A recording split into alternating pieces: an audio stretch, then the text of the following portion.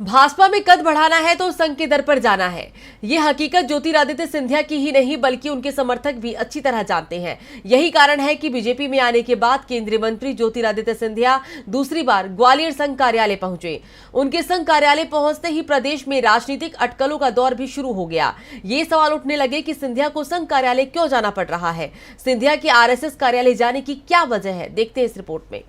अपने गृह नगर ग्वालियर दौरे पर पहुंचे ज्योतिरादित्य सिंधिया नई सड़क स्थित संघ कार्यालय पहुंचे। वहां उन्होंने अखिल भारतीय साहित्य परिषद के राष्ट्रीय संगठन मंत्री श्रीधर पराड़कर से मुलाकात की। करीब 15 मिनट तक उनसे चर्चा के बाद संघ कार्यालय से बाहर आए। सिंधिया ने कहा कि श्रीधर से मुलाकात करने की मेरी काफी दिनों से इच्छा थी। उन्होंने समाज सेवा के पथ पर चलकर जो कार्य किया है उससे हम सब प्रेरित हैं। और क्या कुछ कहा सिंधिया ने, आइए सुनते हैं। आज श्रीधर जी से बहुत दिनों से मुलाकात करने की एक इच्छा थी हम दोनों की तरफ से। श्रीधर जी एक केवल व्यक्ति विशेष नहीं है, लेकिन स्वयं में एक इंस्टीट्यूशन है।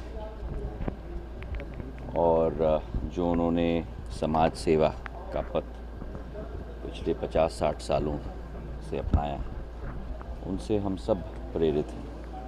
और ख़ास करके मेरे लिए एक व्यक्तिगत सौभाग्य है, क्योंकि उनका मेरे परिवार के साथ एक बहुत पुराना संबंध रहा है, मेरी आजी अम्मा के समय से, मेरे पूज्य पिताजी के समय से।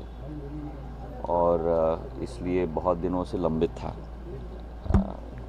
पहली बार जब मुलाकात हुई थी, जब सांस्कृतिक कार्यक्रम और जल जीवन का कार्यक्रम ग्वालियर में आयोजित हुआ था, तब से कोविड के समय से हम दोनों ने इच्छा प्रकट की। तो बहुत अच्छी चर्चा उनके साथ हुई और पुरानी यादों को भी हमने दोबारा याद की। आपको बता दें कि कांग्रेस छोड़ बीजेपी में शामिल हुए ज्योतिरादित्य सिंधिया 25 अगस्त 2020 को नागपुर आरएसएस के राष्ट्रीय मुख्यालय पहुंचे थे, जहां उन्होंने सर संघ चालक डॉक्टर मोहन भागवत और सर कार्यवाहक सुरेश उपाख्या भैयाजी जोशी से मुलाकात की थी।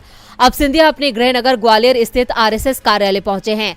ऐसा माना जा रहा है कि आरएसएस में एक बड़ा वर्ग अभी भी सिंधिया के खिलाफ है और ये हकीकत भी सभी जानते हैं कि बीजेपी में कुछ पाना है तो आरएसएस की सहमति जरूरी है। इसी साल मध्य प्रदेश विधानसभा और 10 महीने बाद देश में लोकसभा चुनाव है, जिसे देखते हुए सिंधिया का आरएसएस से संपर्क बढ़ाना अहम माना जा रहा है। अब सिंधिया आरएसएस कार्यालय जाएं तो अटकलें लगना भी स्वाभाविक है।